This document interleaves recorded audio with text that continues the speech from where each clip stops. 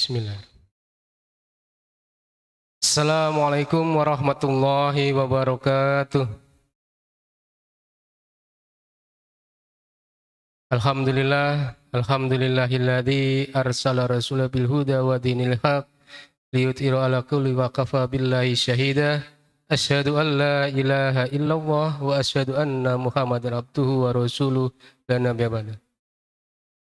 Segala puja dan puji hanya milik Allah yang telah memberikan banyak sekali kita nikmat sampai di pagi hari ini kita bisa bermuajah, berkumpul dalam agenda acara untuk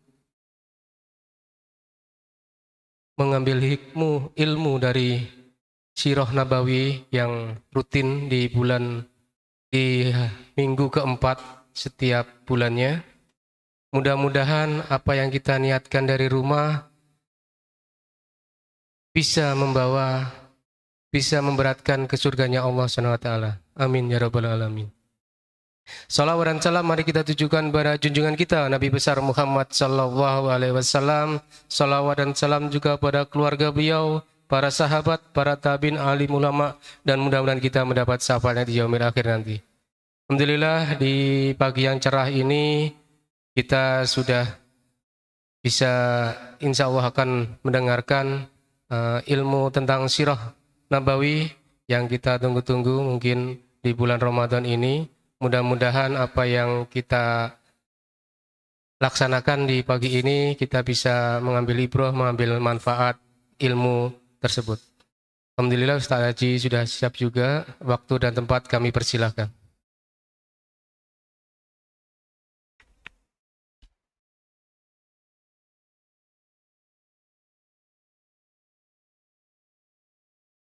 Bismillahirrahmanirrahim. Assalamualaikum warahmatullahi wabarakatuh. Asbahna wa asbahal mulku lillah walhamdulillah la ilaha illallah wahdahu la syarika lah lahul mulku wa lahul hamdu wa huwa ala kulli syai'in qadir. Asbahna ala fitratil islam وكلمة الإخلاص وعلى دين نبينا محمد صلى الله عليه وسلم وعلى ملة أبينا إبراهيم حنيفا وما كان من المشركين. اللهم إنا نسألك علما نافعا ورزقا طيبا وعملا متقبلا. اللهم إنا نعوذ بك من أن نشرك بك شيئا نعلمه ونستغفرك لما لا نعلمه. آمين يا رب العالمين. Bapak Ibu jamaah salat subuh yang semoga dirahmati Allah. Alhamdulillah puji syukur senantiasa kita hadirkan kepada Allah Subhanahu wa taala atas segala limpahan karunia dan juga nikmat ilmu yang kita dapatkan. Lantas ilmu tersebut mampu kita praktekkan dan kita terapkan. Karena tidak ada kebaikan yang diidamkan dan diinginkan seorang muslim adalah kecuali setiap majelis ilmu yang mereka hadiri itu membawa kebaikan dan perubahan pada dirinya. Hal mana inilah yang terjadi pada generasi terbaik umat ini, yaitu para sahabat ridwanullah alaihim. Sampai-sampai Abdullah bin Mas'ud mengatakan, kunna nata'allamul Qur'an la natajawaz khamsa ayat. Kami dahulu belajar Al-Quran tidak lebih dari 5 ayat yang kami pelajari sampai kami benar-benar bisa mengamalkannya, barulah kemudian kami mengambil 5 ayat atau ayat-ayat berikutnya. Karena sesungguhnya ilmu dan amal itu jamaah yang dimuliakan Allah harus seiring berjalan. Jika antara ilmu dengan amal itu tidak seiring berjalan, maka dikhawatirkan jika ilmu itu jauh lebih banyak daripada amal, ini akan membuat kerasnya hati. Karena salah satu karakteristik orang berilmu itu adalah apa yang dia tahu, apa yang dia ketahui, berusaha dia amalkan, berusaha dia lakukan. Ketika kita tahu bahwa dalam qobliyah subuh itu ada sholat 2 rakaat yang nilainya lebih baik daripada dunia dan seisinya. Dalam hadis sahih yang diriwayatkan oleh Imam Muslim dari Bunda Aisyah, lantas kemudian dilakukan, maka ilmu dan amal yang selaras ini akan mendongkrak ruh seseorang, akan mengangkat rohani seseorang. Tapi sebaliknya, ketika ilmu itu jauh lebih banyak, konsumsi ilmu banyak sekali, tapi tidak satu pun kemudian ilmu ini diamalkan. Ini yang kemudian dikhawatirkan menjadi sebab kerasnya hati. Karena tahu bukan untuk, karena dia tahu banyak mengenai agama, bukan kemudian mendekatkan dirinya kepada Allah Subhanahu wa Ta'ala. Karena dulu Bani Israel, kita perlu ingat Bani Israel itu yaqra'ul kitab. Dia itu bisa membaca dan mereka itu tahu isinya Taurat. Tapi ternyata Taurat itu tidak mereka amalkan. Malah mereka selalu menyelisihi nabinya. Jadilah kemudian Allah membuat hati mereka keras. Dan mereka tidak ngeh kalau sedang dihukum oleh Allah dengan kerasnya hati. Semoga kita termasuk dari umatnya Nabi. Yang ketika kita mengetahui kebenaran, ketika sampai kepada kita satu ilmu, kita berusaha semaksimal mungkin untuk menjalankan semampu kita. Pun ketika kita lemah menjalankannya, kita permohon kepada Allah agar Allah mengampuni kita karena lemahnya jiwa kita untuk menjalankannya. Salawat serta salam semoga senantiasa tercurah kepada junjungan kita Rasulullah Muhammad sallallahu alaihi wasallam, kepada keluarganya, kaum muslimin dan orang-orang yang senantiasa dari umatnya ini berpegang kepada agama ini dan kepada sunnahnya sampai hari berbangkit. Jamaah salat subuh yang dimuliakan Allah, pada kesempatan pagi hari ini kita akan melanjutkan materi mengenai sirah nabawiyah karena materi kita adalah materi yang bersambung dari awal. Dan kita sudah sampai pada pertengahan dari kitab ini, buku ini. Ya mudah-mudahan dengan izin Allah nanti di akhir tahun ini kalau kita usianya diberikan oleh Allah usia yang panjang, sirah nabawiyah ini kita selesaikan dan kemudian kita akan mengambil judul yang lainnya, masih sama juga materinya materi sirah. Karena ketika kami diamanahi oleh DKM untuk menyampaikan sirah, ya kami akan sampaikan materi sirah. Tinggal nanti referensinya yang kita cari. Karena saya ingin mengupas masalah tarikh khulafa, sejarah ya peradaban Islam yang dimulai setelah wafatnya Nabi Shallallahu Alaihi Wasallam. Di situ nanti kita akan lebih banyak lagi khazanahnya insya Allah.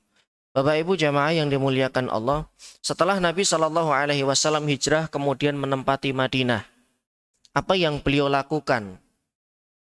Mudah-mudahan materi pada pagi hari ini mampu kita mengambil intisarinya, karena pada penerapan masyarakat Madinah di awal fase hijrah inilah kita bisa mendapatkan banyak sekali pelajaran untuk kita terapkan pada lingkungan kita, khususnya sosial kemasyarakatan.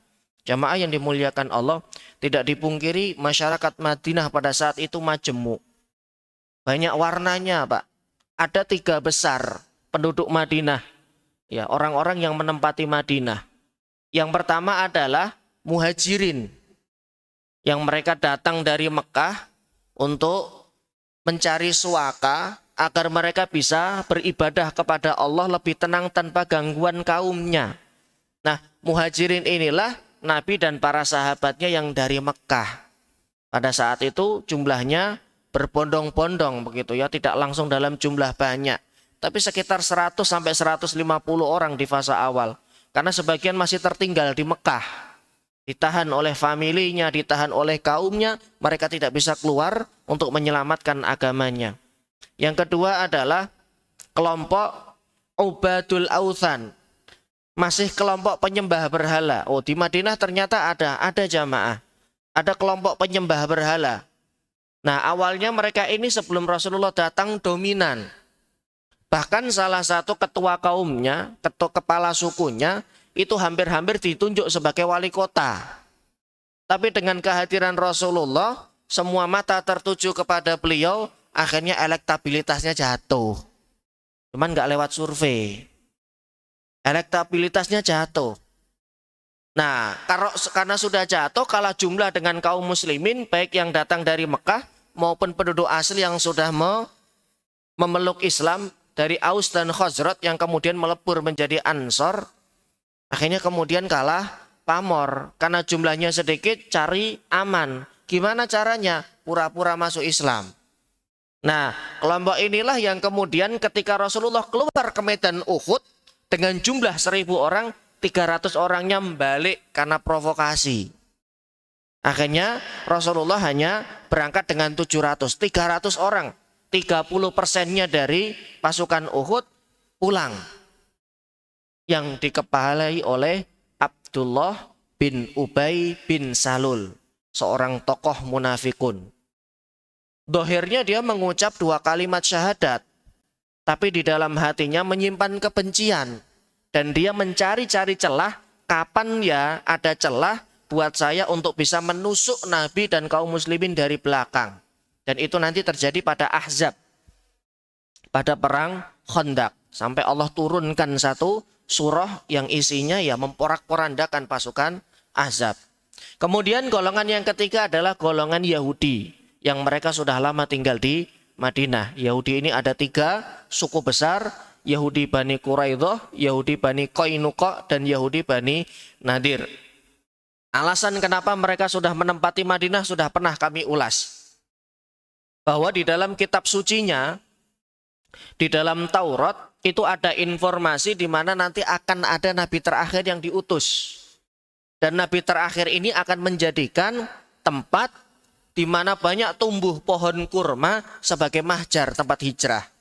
Wah, mereka senang berbondong-bondong. Jauh-jauh hari, puluhan tahun sebelum Nabi ini lahir.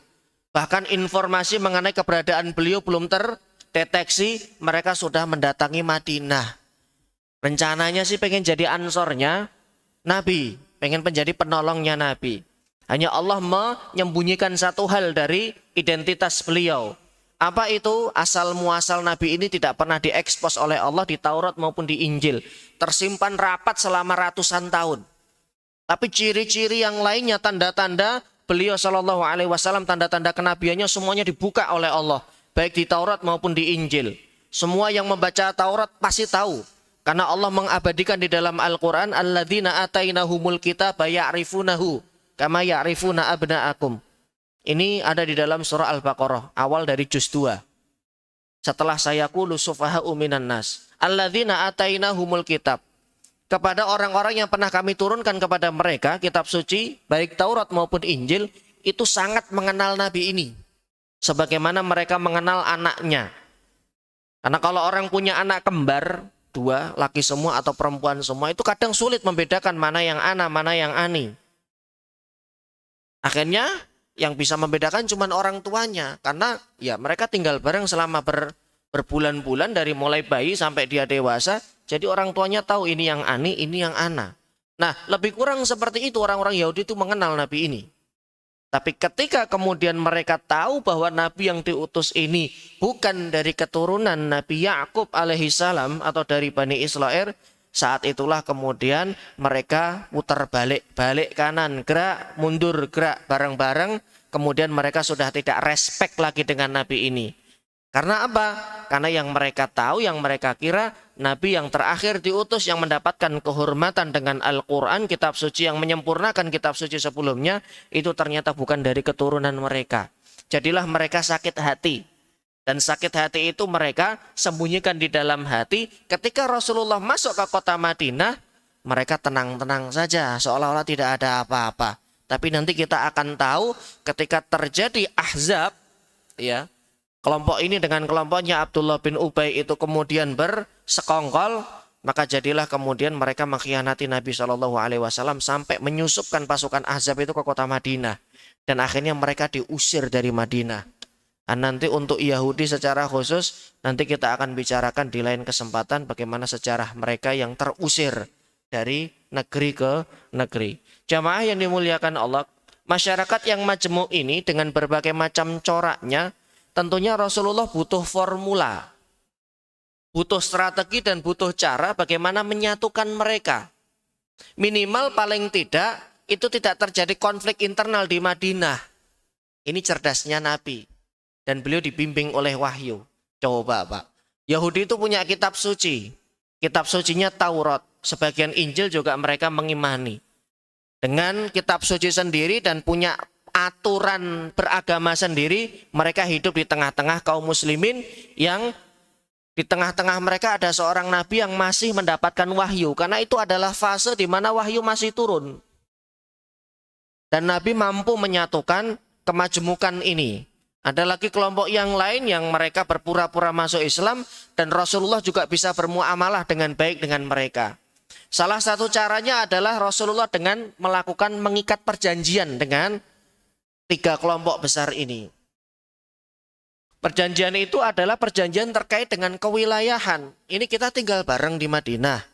Kalau nanti ada apa-apa dengan Madinah, semacam ada bencana alam, ayo mari kita saling bahu-membahu. Ini ilustrasi saya. Kalau terjadi di Madinah ini diserang oleh musuh, ayo kita bantu bareng-bareng untuk mengusir musuh itu. Kalau di Madinah ada musibah, ada yang kelaparan, ada yang kesulitan ekonomi, ayo dibantu. Nah, kita akan saling membantu dalam hal ini, tapi lakum dinukum waliyadin. Yang punya keyakinan agama lain silakan dijalankan, kami juga punya keyakinan. Jadi untuk masalah keyakinan nggak bisa share, nggak bisa satu sama lain saling melakukan keyakinan yang lainnya. Tapi untuk urusan keamanan, untuk urusan ketertiban, kamtibnas dan kebersihan, nah itu sama, bareng-bareng ayo kita menjaga kota Madinah ini. Dan itu bisa beliau lakukan, dan seperti inilah toleransi. Toleransi itu bukan sesuatu yang kebablasan. Sampai kemudian ya mengikuti hari raya daripada umat lain, ini keliru, karena batasan lakum dinukum waliyadin ya pada keyakinan-keyakinan tersebut. Ini sudah tidak boleh kemudian seseorang nyebrang sampai ke hal-hal yang itu spesifik pada agama yang lain. Jamaah yang dimuliakan Allah. Namun kemudian beliau Shallallahu Alaihi Wasallam menemukan kesulitan, mentok, dan sudah berusaha untuk dibagaimanakan, itu tetap mentok. Apa itu? Terjadi kesenjangan sosial, khususnya yang hijrah dari Mekah.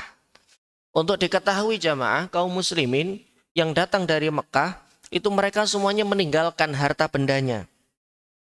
Ditinggal semua. Mobilnya ditinggal, rumahnya ditinggal, BPKB ditinggal, motornya ditinggal, SHM-nya ditinggal, apartemennya ditinggal. Makanya hijrah itu berat jamaah. Sampai namanya Suhail bin Sinan radhiyallahu anhu ketika hijrah itu dicegat sama kaumnya. Mau kemana kamu Suhail? Saya mau hijrah. Ikut Muhammad ya? Iya. Tolong izinkan saya hijrah, beri saya jalan. Gak bisa dong. Kamu dulu datang ke sini miskin kok. Miskin, kin. Kemudian kamu berdagang di sini. Kamu dapat keuntungan yang besar jadi pengusaha sukses. Tiba-tiba kemudian kamu pergi ke Madinah, bawa semua hartamu, enak aja. Ekonomi di sini bisa jatuh. Karena sebagai jamaah yang keluar ke Madinah itu sebetulnya sedikit dibandingkan dengan penduduk Mekah. Tapi yang sedikit ini ternyata yang megang perekonomian Mekah setengahnya. Paham Mbak ya? Yang megang perekonomian Mekah setengahnya, atau mungkin 40%-nya. Ada nama-nama Sa'ad bin Abi Waqqas, Abdurrahman bin Auf, ini kan semuanya pengusaha. Lah, kalau semuanya 40%, orang-orang 40% ini membawa semua harta yang mereka punya, sak ternak-ternaknya. Ini lumpuh dong perekonomian Mekah. Karena duit itu kan ngumpulnya sebagian di mereka. Nah, sebagian besar memang miskin, rata-rata budak. Tapi sebagian kecil ini memegang peran penting di perekonomian Mekah. Akhirnya dicegat Suhail bin Sinan. Salah satunya adalah Suhail bin Sinan radhiyallahu anhu. Maka mereka tidak mengizinkan. Akhirnya kemudian Suhail mengatakan, tolong izinkan saya keluar. Karena sesungguhnya saya ingin meninggalkan tempat ini. Boleh kamu keluar tapi tidak membawa apa-apa. Ya, silahkan. Silahkan ambil apa yang ada di rumah saya. Itu di bawah rumah saya ada bunker. Isinya dinar. Dinar itu koin mata uang dari emas. Isinya emas, Pak. Jadi beliau setiap habis berdagang dari Syam dapat keuntungan besar, sebagian beliau tabung. Dulu kan belum ada bank, belum ada ATM, dimasukin di bunker, di bawah rumahnya itu digali kayak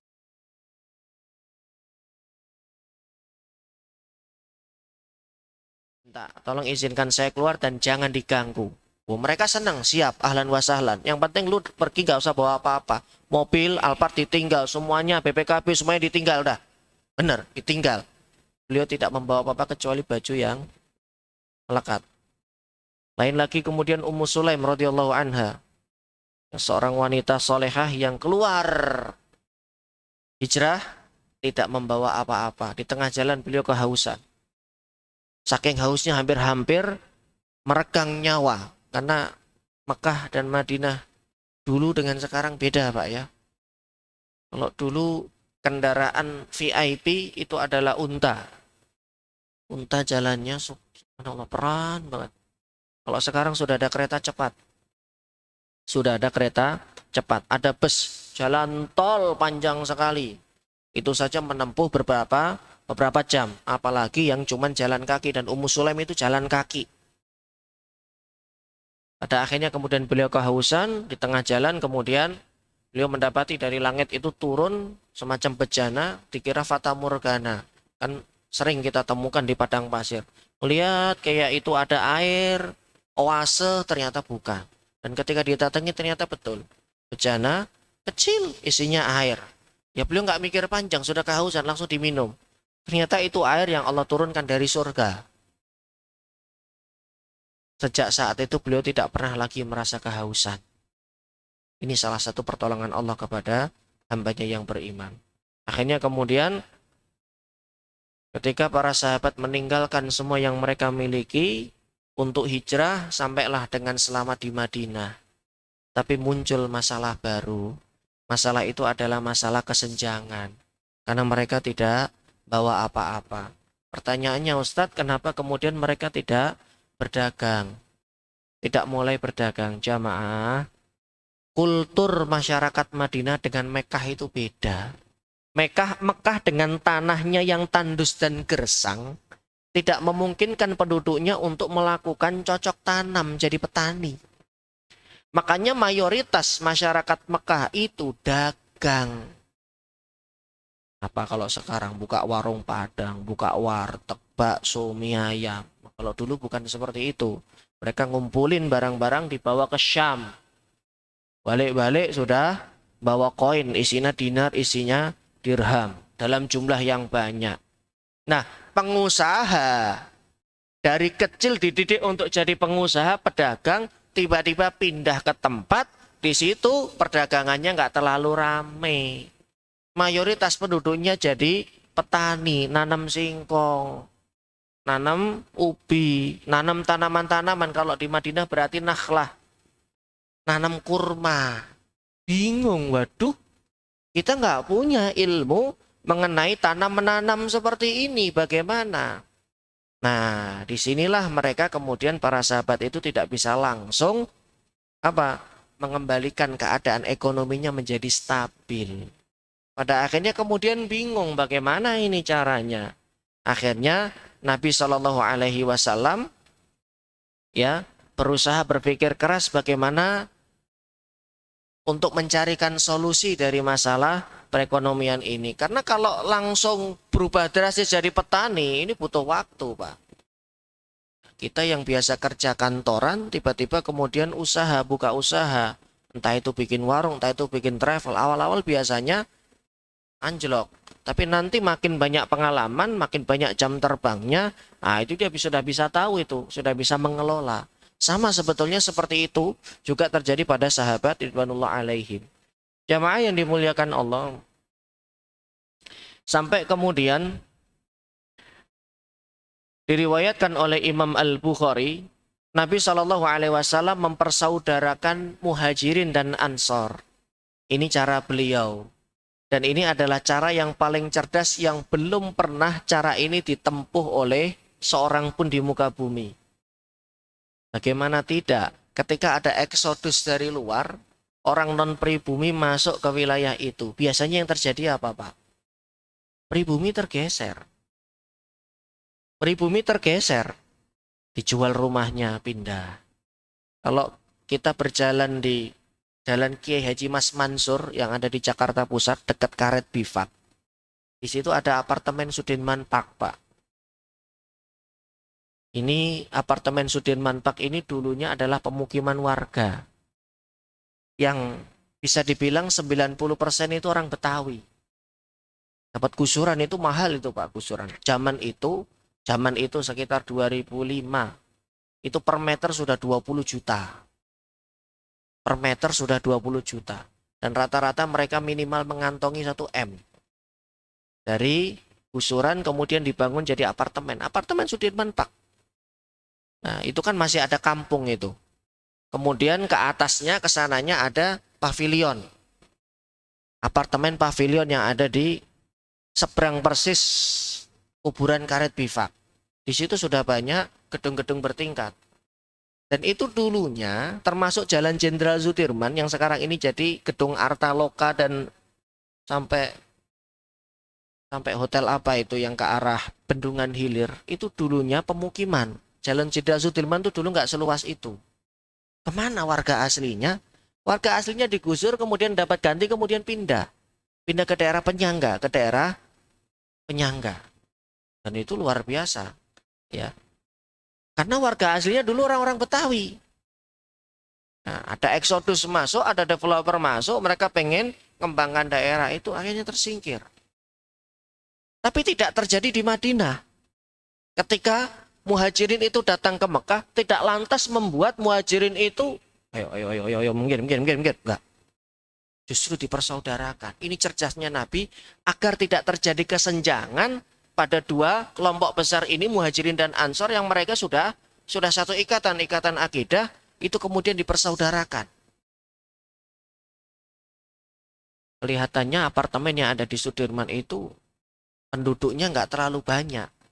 Tapi waktu pilkada, Pak, Masya Allah, yang datang banyak. Dan setengahnya mungkin ya, itu WNA. Bingung juga kok bisa dapat KTP DKI. Akhirnya menang kan sana, Pak. Yang merah menang. Menang telak. Kalau warga penduduk asli sih enggak. Tapi ini tadi, yang dari apartemen nggak pernah lihat, nggak pernah ketemu papasan juga enggak. Giliran pilkada, giliran pilpres turun semua. Loh, ini siapa ini? Ini siapa ini? Warga aslinya sudah pada pindah. Makanya waktu TKI kemarin, ya 60% sampai 70% menang. Waktu tahun 2000 berapa? 17 yang lalu atau yang terakhir DKI itu. Jadi banyak di antara kemudian mereka itu datang ke sana melihat apartemen, tapi nggak ditinggali, tapi giliran ada momen-momen event-event seperti itu, mereka datang berduyun-duyun. Sampai RT-nya aja bingung, loh, ini warga saya, KTP-nya KTP saya, gitu. Ya mungkin RT-RT yang dulu yang mengeluarkan KTP elektronik atau sejenisnya, seperti itu. Itu apartemen rata-rata itu bukan warga situ, tapi mereka bisa dapat KTP di sana. Ya karena mereka, mohon maaf, datang developer, orang asing datang, kemudian gusur warga asli. Dibelikan rumah di daerah pinggiran, ya mungkin dapatnya di sekitar sini, di sekitar Depok sana, di sekitar Citayam ke sana, atau di sekitar Tangerang Maung sana, atau apa namanya, daerah-daerah pinggiran seperti itu. Karena kan lumayan, kalau dibelikan di sana bisa dapat sekian ratus meter persegi, masih bisa bikin kontrakan, kan orang Betawi kan seperti itu. Ada duit lebih, bikin kontrakan. Yaitu investasi beliau-beliau seperti itu. Tapi tidak terjadi di Madinah, jamaah. Dan setiap eksodus sejarah mencatat, setiap orang luar yang masuk ke sebuah wilayah, itu biasanya terjadi penindasan, perampasan, kemudian terjadi kesenjangan sosial, dan biasanya ya warga pribumi itu tergusur. Tapi tidak di Madinah. Rasulullah tidak mau seperti itu terjadi. Akhirnya kemudian dipersaudarakan muhajirin dan dipersaudarakan ansor. Sebagaimana diriwayatkan oleh Imam Al-Bukhari, annahum lamma qadimul Madinah ta'akhir Rasulullah baina Abdurrahman wa Sa'ad ibni Rabi'. Rasulullah mempersaudarakan Abdurrahman bin Auf dengan Sa'ad bin Rabi'. Kemudian Sa'ad bin Rabi' ini mengatakan, ini aktsaru al-ansor malan. Aku itu salah satu orang kayanya Ansor. Kata Sa'ad bin Rabi', faksim mali nisfaini fa'uksim. Aku akan bagi hartaku menjadi dua. Setengah untukku, setengah untukmu. Luar biasa. Padahal mereka sama sekali nggak saling mengenal. Tokoh pemersatunya cuma satu. Rasulullah Muhammad bin Abdullah Sallallahu Alaihi Wasallam. Ini tokoh pemersatu. Antara Abdurrahman bin Auf dan Sa'ad bin Rabi' itu tidak saling kenal, jamaah. Kok bisa? Orang-orang yang baru kenal, ya belum lama tinggal di Madinah, baru hitungan seminggu mungkin 2 minggu, tiba-tiba dipersaudarakan, dan ansor itu ahlan wa sahlan.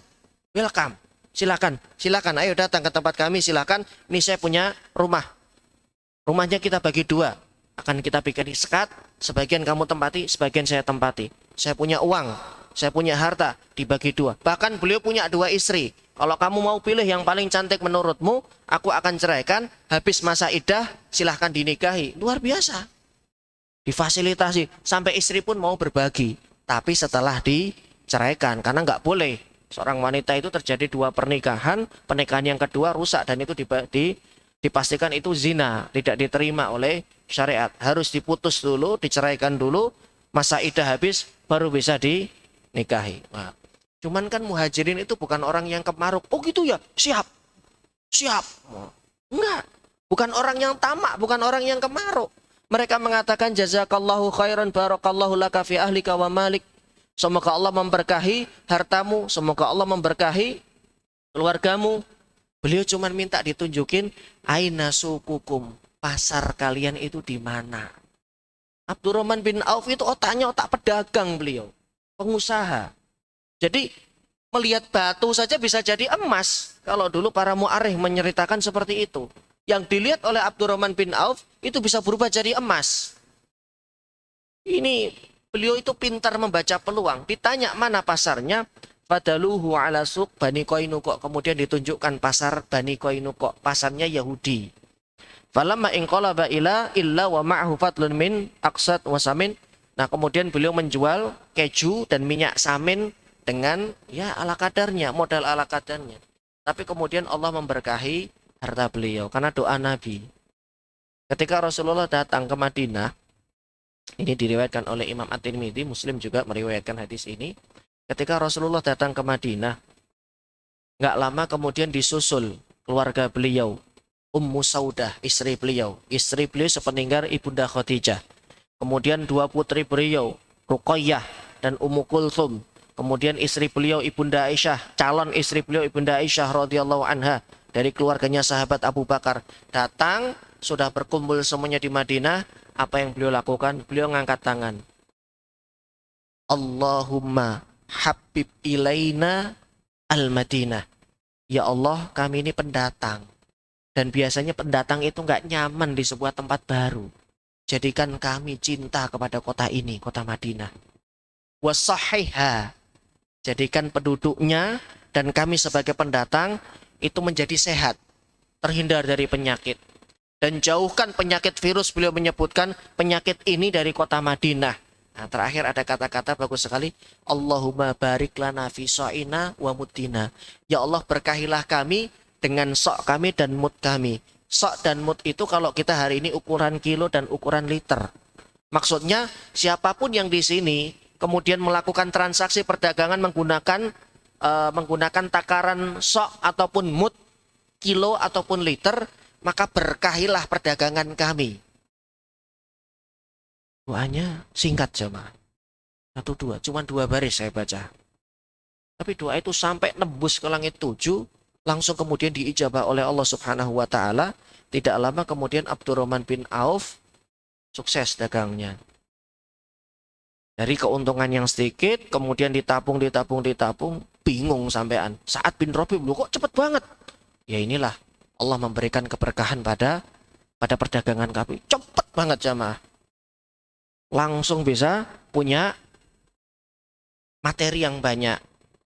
Nah, pada akhirnya karena beliau seorang diri, ya keluarganya ditinggal di sana dan istrinya belum beriman, apa yang terjadi? Abdurrahman bin Auf nikah.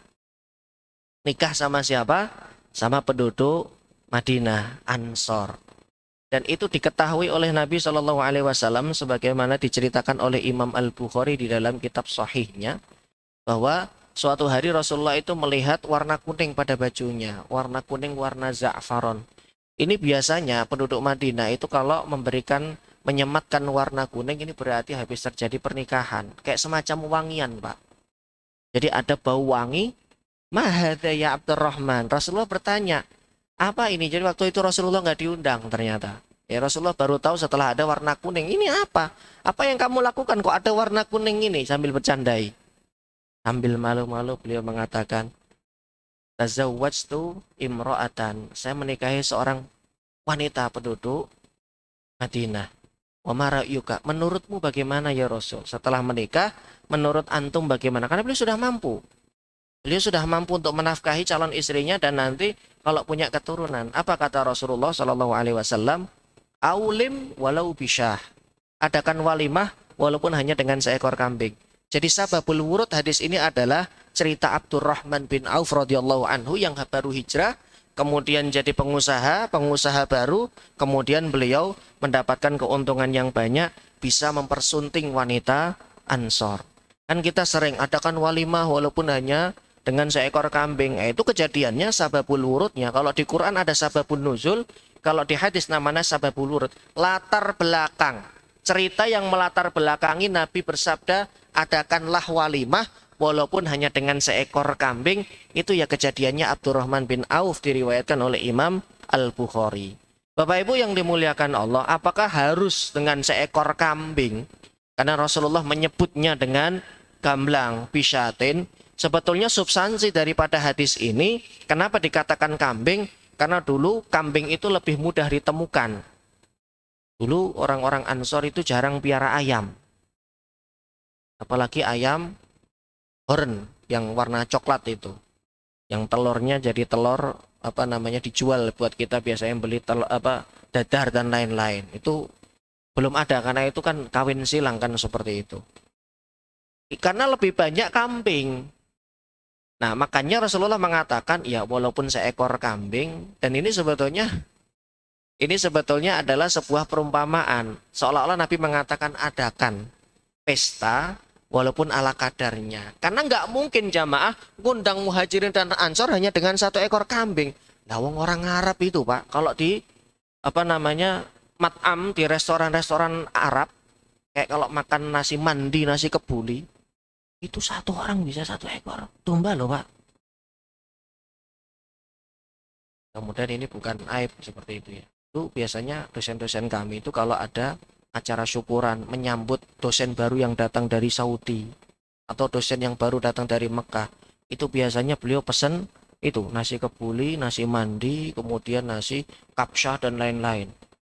Dan kita ngelihat sendiri kambingnya tuh satu ekor duduk begini, Masya Allah. Dan itu disediakan tempat satu meja, tempat duduknya cuma 4. Ekor kambing dimakan 4, itu pun kadang kurang. Kayak begitu ya, ya memang urafnya begitu. Kalau kita mungkin blenger ya, bosan, ekor kambing dimakan sendiri. Tapi ya memang tinggal di wilayah dengan cuaca yang panas ekstrim seperti itu, ya sangat mungkin sekali untuk menghabiskan 1 ekor atau setengah ekor kambing seorang diri. Insya Allah. Nah ini kan sebuah perumpamaan saja. Nggak mungkin ngundang muhajirin dan ansor segitu banyak cuma 1 ekor kambing. Tuil-tuil nanti. Kalau kita hari ini kan ayam. Buka ayam, sahur ayam. Nanti lebaran ayam. Nanti syawal, lebaran syawal juga ayam. Kenapa? Di sini ayam lebih banyak. Dan kambing itu suatu yang wah. Makan nasi kebuli pakai ayam sama pakai kambing aja beda kok Pak. Kalau pakai ayam mungkin 50.000 satu porsinya. Nasinya panjang-panjang, beras basmati. Tapi kalau kambing, itu bisa 100.000. Itu ininya, kotaknya itu bisa 100.000 satu kambing. Itu pun juga cuma dapat bagian sepotong saja dari bagiannya. Ya, karena urafnya di sini seperti itu. Nah maksud Nabi adalah adakan walimah. Kalau bisa motong ayam ya silahkan motong ayam. Uraf kebiasaan di sana apa di wilayahmu. Kalau tidak bisa apa-apa, cuman bisa nyediain Indomie rebus, ya nggak apa-apa, yang penting ada walimah. Jadi orang-orang biar tahu, ayo diundang semuanya. Apa ini menunya? Indomie soto ayam, masak sendiri-sendiri, silahkan prasmanan. Lucu tuh Ustaz, lah mampunya begitu kok Pak. Karena kan walimah itu sunnah ya, nggak walimah pun nggak apa-apa, hanya lebih baik walimah. Sekarang ini dalam kondisi pandemi biasanya digabung. Habis akad, syukurannya sudah makan ala kadarnya. Apa yang bisa dihidangkan oleh sahibul hajah, dihidangkan. Tujuannya untuk iklan, untuk mengumumkan, nih loh fulan sama fulana sudah menikah. Mohon minta doanya, mohon didoa. Sudah, itu sudah asobah sunnah, sudah mengikuti sunnah, sudah sesuai dengan sunnah. Nah ini terjadi pada Abdurrahman bin Auf. Kan logikanya nggak mungkin begitu. Jangankan 1 ekor kambing, 10 ekor kambing juga kurang untuk 10 orang. Ini disuruh sama Rasulullah adakan walimah walaupun cuman 1 ekor kambing. Akhirnya kemudian beliau mengadakan walimah ala kadarnya, ya dengan makanan-makanan yang mungkin ala kadarnya, karena intinya adalah iklan menyampaikan dan kemudian ada doa untuk kelangsungan keberkahan kedua mempelai tersebut. Jamaah yang dimuliakan Allah, ada satu kejadian yang diriwayatkan oleh Abdurrahman bin Auf. Ini salah satu di antara cerdasnya Nabi Shallallahu Alaihi Wasallam, dan Nabi tidak menginginkan sahabatnya itu, mohon maaf, jadi beban, jadi benalunya Ansor begini terus. Cara berpikir ini yang perlu dicontoh. Ketika sudah dibantu, maka berusahalah untuk bangkit. Bagaimana caranya agar bisa mendapatkan maisah penghidupan. Abu Hurairah radhiyallahu anhu menceritakan sebagaimana dikeluarkan oleh Imam Al-Bukhari, berkata sahabat Ansor kepada Nabi, "Iksim bainana wa baina ikhwanina nakhil." Ya Rasul, kami itu punya kebun sekian hektar kurma. Makanya Madinah adem, Mbak. Madinah itu beda dengan Mekah. Madinah itu lebih adem karena pohonnya lebih banyak. Dan Madinah itu salah satu kota di Jazirah di Saudi, ya, penghasil kurma terbesar. Makanya ada kurma khusus namanya kurma Madinah, kurma ajwa, bentuknya hitam. Size-nya ada yang kecil, ada yang gede. Biasanya orang Indonesia belinya yang kecil, biar isinya lebih banyak. Sama-sama sekilo tapi yang kecil-kecil. Karena kalau merujuk pada hadis Nabi, hadis yang diriwayatkan oleh Imam Muslim, man istabaha bisab'atin min ajwa, barang siapa yang di pagi hari mengkonsumsi 7 butir kurma ajwa, lam yadurruhu sihrun wala sahmun, maka orang ini dengan izin Allah akan terhindar dan terlindungi dari 1 racun, 2 sihir. Biasanya banyak dipakai dan dikonsumsi oleh orang yang kena gangguan jin, entah itu sihir atau kena gangguan jin yang lainnya. Dan memang dengan izin Allah bereaksi, Pak. Bisa langsung mual, bisa langsung muntah. Ini salah satunya berkat doa Nabi. Nabi mendoakan keberkahan untuk kurma yang ada di Madinah. Namanya kurma ajwa, kurma Madinah, hitam warnanya, agak berserat. Seperti itu. Tapi mehong, Pak. Mehong banget, mahal. 1 kilonya di Tanah Abang itu ya ditawar 300, buka harga 400. Bulan Ramadan begini mungkin harganya bisa 500 sekilo. Mahal banget. Cuman ya khasiatnya bagus insya Allah dengan izin Allah. Nah, Ansor ini berkata, ya Rasul, kami punya kebun banyak. Silahkan dibagi. Kami nurut, kami tunduk dengan keputusan Anda. Kalau dibaginya 70 untuk Muhajirin, 30 untuk Ansor, ahlan wa sahlan, nggak masalah. Silahkan dibagi, biar orang Ansor punya maisah, punya pencarian, punya yang dimakan. Inilah Rasulullah Shallallahu Alaihi Wasallam. Beliau mengatakan, enggak begitu caranya. Kalau nanti kayak begitu, Muhajirin akan terus menjadi beban, akan terus menjadi penalu. Caranya bagaimana? Qalu fataffunal maunah wa nusyrikukum fis samrah. Cukup berikan kepada kami beberapa saja untuk kami modal awal untuk ma'isyah kami, untuk kebutuhan makan pokok kami. Sisanya tolong kami diajari cara menanam kurma. Jadi petani. Karena Rasulullah tahu tipikal orang-orang Mekah ini bukan tipikal petani. Habis pedagang, habis jadi pengusaha, langsung disuruh ke sawah. Nggak bisa, jamaah. Ada training dulu. Ya, ada seminar-seminar dulu. Bentuknya ya, mereka ngikut Ansor kalau lagi ke kebun kurma, diajak, ayo nanam ini, ayo nanam ini. Caranya begini, kalau dikawin silang begini, biar hasilnya maksimal. Kemudian kurma itu biar panen bisa sekian kali, itu seperti ini, gede-gede hasilnya. Itu kemudian diajari. Apa kata Ansor? Siap. Jadi puas, ternyata ya tidak sebagaimana yang kami bayangkan akhlak Rasulullah.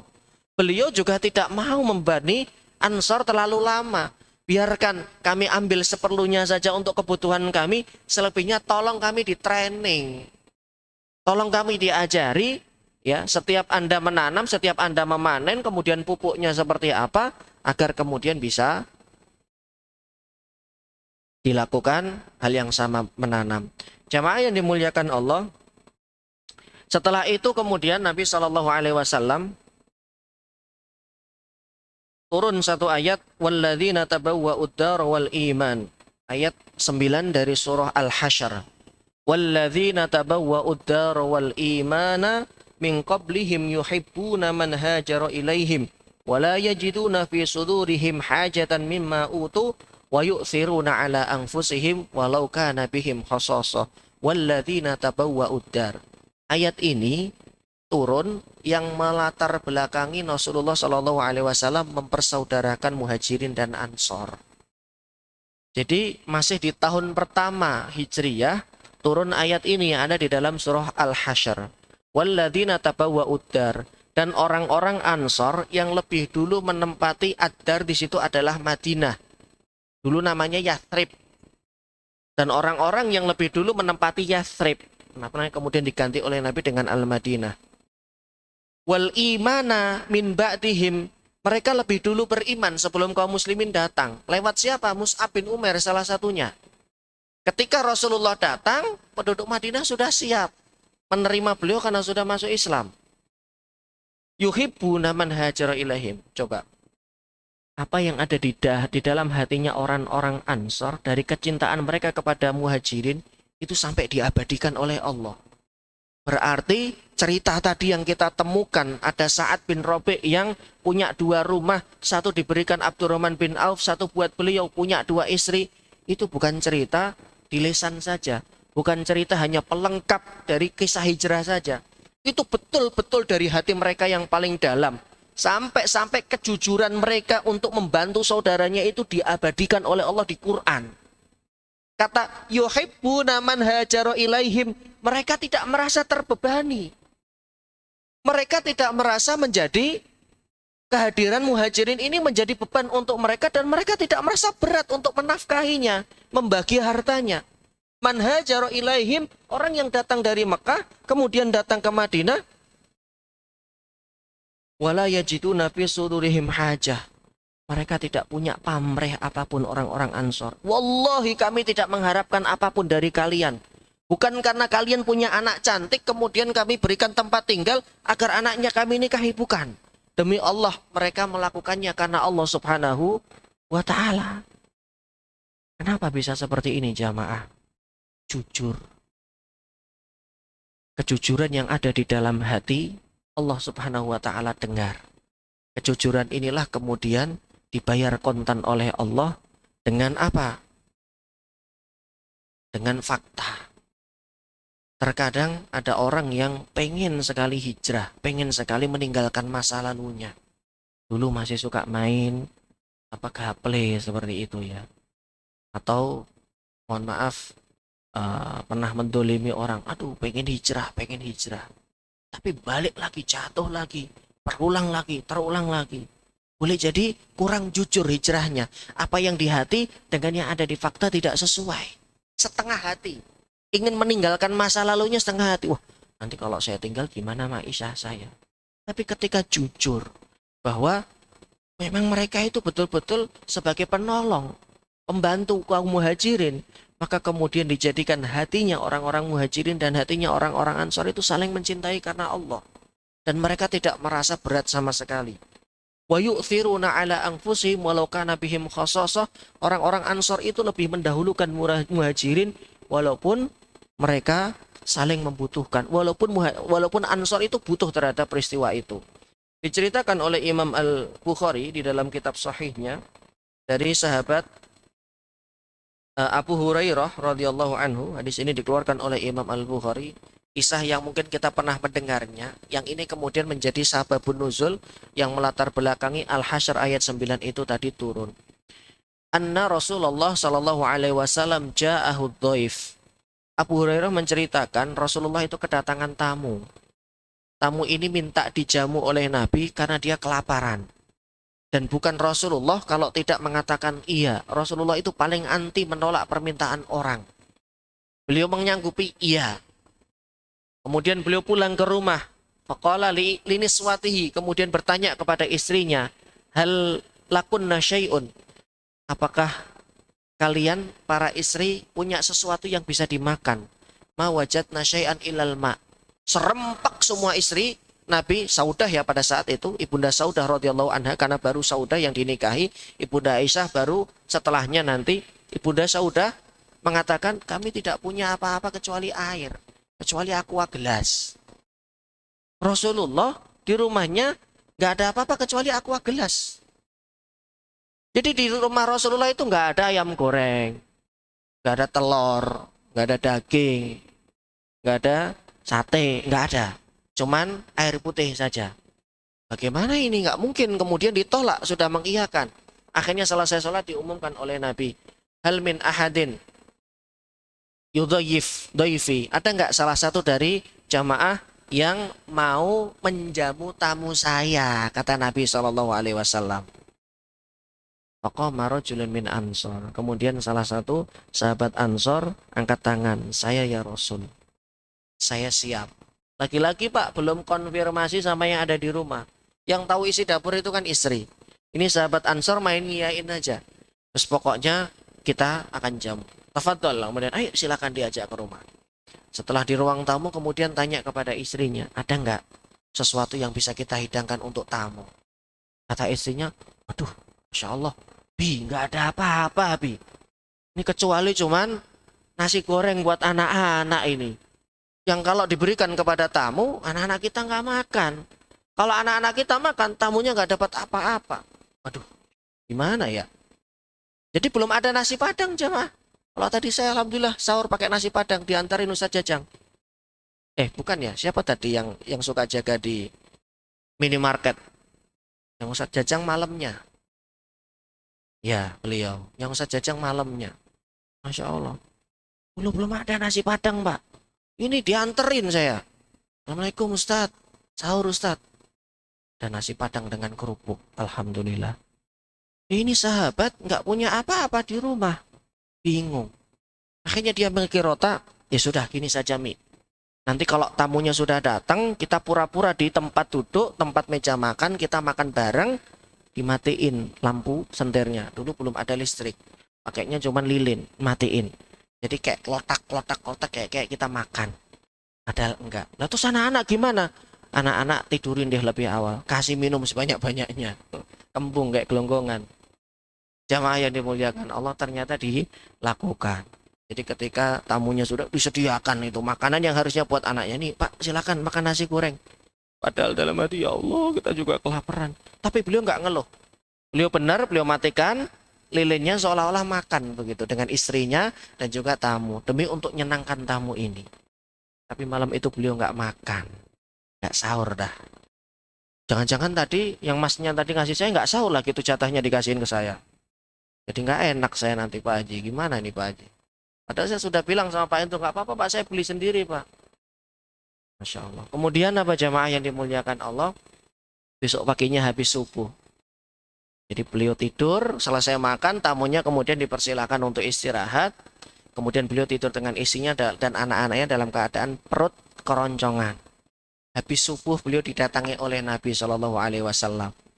Rasulullah kemudian bersabda, sesungguhnya Allah takjub dengan perbuatan kalian berdua. Bingung sahabatnya, loh, takjub apa?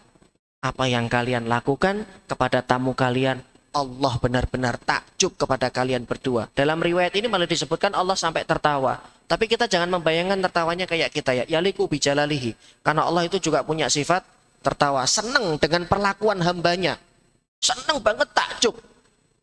Saking senangnya, Allah saking bangganya dengan hamba ini, malaikat Jibril turun. Bawa surah Al-Hasyr ayat yang ke-9. Walladzina tabawwa'ud dara wal imana min ba'dihim yuhibbuna man hajara ilaihim wala yajiduna fi sudurihim hajan mimma utu. Poinnya wa yu'thiruna ala anfusihim walau kana bihim khasasah. Mereka lebih mendahulukan saudaranya seiman yang lain walaupun diri mereka sebetulnya membutuhkan. Siapa? Kejadian yang diriwayatkan oleh Imam Al-Bukhari dari sahabat Abu Hurairah radhiyallahu anhu tadi.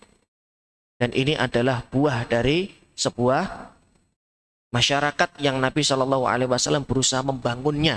Masyarakat madani, kondisinya timpang, kondisi sosial yang menghantui, maka kemudian Rasulullah SAW mempersaudarakan. Bahkan persaudaraan antara muhajirin dan ansor ini sampai pada mereka saling mewarisi. Jadi Abdurrahman bin Auf dan Sa'ad bin Rabi' ketika meninggal dunia, salah satunya saling mewarisi. Padahal dia bukan kerabat, bukan saudara, sampai segitunya jamaah. Ada berapa yang dipersaudarakan? Ada 90, riwayat lain mengatakan 100. Setengah-setengah, 50 dari Muhajirin, 50 dari Ansor. 45 dari Muhajirin, 45 dari Ansor dipersaudarakan oleh Nabi Shallallahu Alaihi Wasallam. Sampai lebih kurang 1 tahun mereka saling mewarisi, hingga kemudian ketika terjadi perang Badar, loncatnya nggak terlalu jauh sebetulnya, nanti akan kita sambung lagi. Hingga kemudian ketika terjadi perang Badar, turun surah Al-Anfal. Turun surah Al-Anfal, karena surah Al-Anfal itu menceritakan mengenai medan Badar.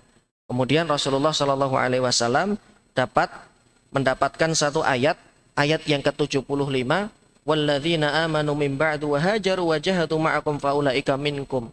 Orang-orang yang telah beriman, kemudian berhijrah, kemudian berjihad bersama dengan kalian di medan Badar itu, faulaika minkum, kalian itu sejatinya satu kesatuan. Tapi wa ulul arhami ba'duhum aula bi ba'din fi kitabillah.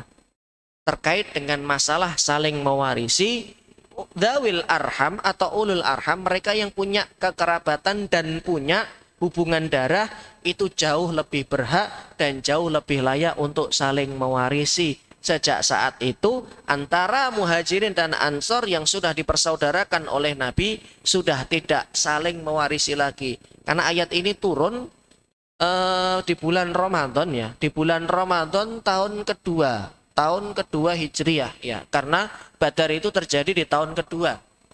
Dan surah Al-Anfal sebagian besarnya itu turun di surah ke-8. Itu turun di medan Badar, karena itu menjelaskan mengenai perihal-perihal termasuk aturan-aturan ketika berada di medan perang. Tapi persaudaraan mereka tetap, hanya saja yang diputus oleh Allah itu adalah saling mewarisi. Jadi jamaah yang dimuliakan Allah, Rasulullah Shallallahu Alaihi Wasallam mempersaudarakan keduanya. Dan sebetulnya masih ada satu lagi, bagaimana cara Rasulullah Shallallahu Alaihi Wasallam meredam dua kelompok besar ini, Muhajirin dan Ansor. Prosesnya seperti apa hingga kemudian mereka rela memberikan apapun, insya Allah to be continue. Kita akan lanjutkan pada kesempatan yang lain, masih di channel yang sama, yaitu Masjid Quba. Ini yang bisa saya sampaikan, semoga bermanfaat. Sebelum saya tutup, barangkali ada yang ditanyakan, silahkan. Ya, alhamdulillah menarik sekali yang di ilmu pada saat pagi ini. Menarik tadi tentang kambing. Nah, ini ada titipan dari panitia Idul Adha. Panitia Idul Adha siap menghimpun hewan-hewan kurbannya untuk kambing, insya Allah kalau diamanahkan. Ini ada total 4,6 juta per kambing supernya. Terus kalau untuk yang sapinya sendiri ada 3,3 per orang. Dan ada juga yang udah terkumpul, juga ada limosin. Itu 5,9 juta untuk per orangnya. Ini sudah 3 orang yang mendaftar. Kami membuka peluang untuk bagi bapak-bapak yang siap Idul Adha di bulan Juli, insya Allah ya. Untuk itu kita buka 2 penanya. Silakan bapak-bapak. Ya, Pak Fajar, ada lagi satu. Mic, ya Pak Andri, udah. Mic-nya silakan Pak Fajar. Sini Pak.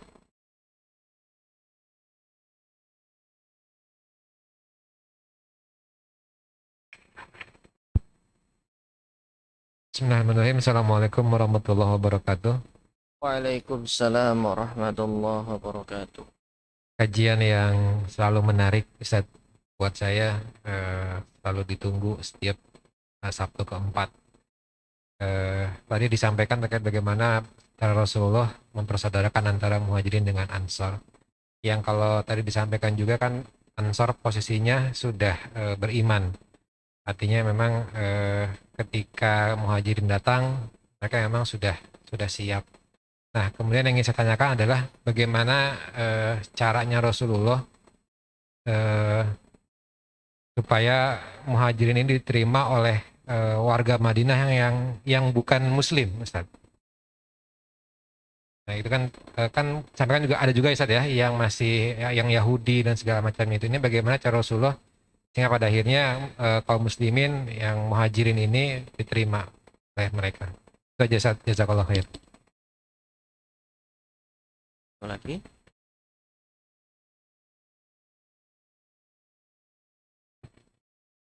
Assalamualaikum warahmatullahi wabarakatuh. Ya, tadi tentang sistem ekonomi yang dibangun oleh Rasulullah antara Muhajirin dengan Ansor. Apakah itu hanya berlaku pada saat hijrah itu saja, atau itu menjadi sebuah sistem? Maksudnya, kenapa setelah itu ada Ahlus Sufah yang secara ekonomi kurang baik gitu, ada di sekitar masjid aja. Nah itu apakah memang dibiarkan seperti itu? Kenapa Rasulullah tidak membuat sistem juga supaya mereka menjadi sama secara ekonomi dengan yang lainnya gitu? Maksudnya sistem seperti apa, Pak? Ya, kalau tadi kan ketika dari Mekah ke Madinah dibantu secara ekonomi kan, sehingga akhirnya bisa Mandiri. Nah, tapi kemudian kan ada tuh Ahlus Sufah tuh yang memang aktivitasnya di masjid aja gitu. Kok ini nggak ada program untuk ekonomi mereka gitu? Apakah itu hanya berlaku ketika perpindahan saja? Kenapa setelah itu nggak dilakukan gitu? Terima kasih, Ustaz. Assalamualaikum warahmatullahi wabarakatuh. Baik, menjawab pertanyaan pertama, bagaimana caranya Rasulullah SAW mengatur strategi sehingga muhajirin bisa diterima oleh non-muslim? Karena dulu di situ sebelum datangnya kaum muslimin ada Yahudi aja 3 suku besar. Kemudian ada juga Abdullah bin Ubay bin Salul. Bagaimana caranya? Dengan lobby, Pak. Sebelum Rasulullah mempersaudarakan muhajirin dan ansor, tadi kelewat, harusnya saya detailkan masalah ini. Rasulullah sudah melobi pemuka-pemuka kaum mereka dengan mengadakan perjanjian, mengikat perjanjian. Dan perjanjian ini tentunya win-win solution, menguntungkan dua belah pihak. Terutama suku yang cukup besar di situ adalah Yahudi. Yahudi itu jumlahnya cukup banyak di Madinah. Ya. Sedangkan penyokong Nabi hanya Aus dan Khazraj. Untuk yang satu lagi tadi yang kelompoknya Abdullah bin Ubay itu sudah sedikit. Karena makin hari makin berkurang jumlahnya, banyak yang masuk Islam. Jadi tantangan yang paling berat itu sebetulnya yang dihadapi oleh Nabi itu Yahudi sama Abdullah bin Ubay-nya. Pengikutnya nggak banyak karena pengikutnya sudah banyak yang masuk Islam. Nah, bagaimana dengan mengadakan perjanjian di lobi? Satu persatu didatangin. Didatangin, diajak ngomong. Nah, Rasulullah apa yang ada di isi kepala mereka sudah tahu. Bukan berarti Nabi bisa menebak masa depan, bisa tidak. Tapi lewat wahyu, ini Bani Israel. Ini adalah Yahudi. Pembicaraannya nggak jauh-jauh dari kitab sucinya. Jadi kalau ngomong mengenai sesuatu, karena pada ajaran Taurat ada kesamaan juga dengan yang dibawa oleh Nabi di Quran. Nah yang sama inilah yang kemudian poin ini dimasukkan oleh Nabi. Oh ini kan sama kan? Iya. Ini sama? Iya. Ini sama? Iya. Kalian juga mengimani Nabi Sulaiman? Iya. Kami juga diperintahkan untuk Nabi Sulaiman. Jadi di lobby seperti itu. Nah, karena hujah Nabi lebih kuat dan beliau tuh secara person, secara pribadi itu betul-betul wibawanya luar biasa, Pak. Ada aura pada beliau berupa wibawa yang mereka itu nggak berkutik, segen gitu ya. Nge, oh iya, iya. Seperti itu. Nah, jadi dengan adanya lobby-lobby itu kemudian ada diikat oleh Nabi. Jadi sebelum terjadi masalah nanti diikat dulu, ada perjanjian bahwa kesepakatan bersama 1, 2, 3, 4. Kita tidak akan 1, 2, 3, 4. Sudah semuanya baru kaum muslimin dibenahi. Karena ini eksternal dari luar itu lebih sulit untuk dikontrol. Tahu-tahu nanti kemudian terjadi pengkhianatan bagaimana. Tapi terus itu nggak bertahan lama, Pak. Jadi mereka segen saja di depan, di awal tahun pertama, tahun kedua mereka masih segen. Cuman ketika Badar, apa ada cerita mereka ikut? Enggak. Sorry, mohon maaf. Ada amrukum, ini urusan kalian begitu. Sampai kemudian mereka bisa memendam kesabaran itu, sebetulnya mereka juga menyimpan kebencian, tapi segen untuk disampaikan. Nah, puncaknya ketika itu terjadi perang Khandaq. Wah, itu kelihatan banget apa namanya musang berbulu dombanya orang-orang Yahudi. Nah, setelah sekian lama kemudian mereka melanggar perjanjian, baru ada ketegasan dari Nabi. Di awal-awal Nabi tidak melakukan ketegasan seperti itu karena beliau sadar, beliau pendatang, beliau membutuhkan perserikatan, beliau membutuhkan dukungan dari banyak pihak. Makanya beliau di awal melakukan perjanjian, melakukan perbaikan-perbaikan dengan mereka. Ayo bareng-bareng kita bangun Madinah. Seperti itu kurang lebihnya. Jadi baru kemudian mereka punya kesempatan untuk menusuk beliau dari belakang dan itu dilakukan di Khandaq. Nanti ketika Khandaq kita akan jelaskan lebih rinci. Kemudian bagaimana dengan pertanyaan kedua tadi, Ahlus Suffah? Kenapa Ahlus Suffah ini tidak diperdayakan juga sebagaimana muhajirin yang lainnya? Sebetulnya secara umum diperdayakan, Pak. Ini ada mungkin sekitar hampir 50 tadi yang hadir. Tapi apakah 50 yang datang di masjid ini semuanya bisa jadi pedagang? Gak bisa. Profesinya macam-macam, muyul. Kecenderungan dan potensi yang dimiliki oleh orang itu beda-beda. Ada yang diajari sebentar bisa nanam kurma. Ada yang sudah 10 kali nyoba. Gimana nih saudara-saudara Ansor? Ini mati terus kurmanya, waktunya panen. Nggak panen-panen, kena hama terus. Ada yang gagal seperti itu. Nah, Ahlus Suffah itu diantaranya yang mereka secara skill itu tidak banyak mumpuni. Skill keterampilan, ini menarik sekali. Pertanyaannya menarik sekali. Akhirnya saya buka.